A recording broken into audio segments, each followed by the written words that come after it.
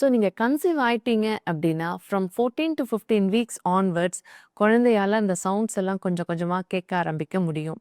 நீங்க பேசுறதெல்லாம் அவங்க கேட்க ஆரம்பிப்பாங்க. பை 20, 22 வீக்ஸ் அவங்களால கிளியரா நீங்க என்ன பேச வரீங்கன்றத புரிஞ்சுக்கவே முடியும்.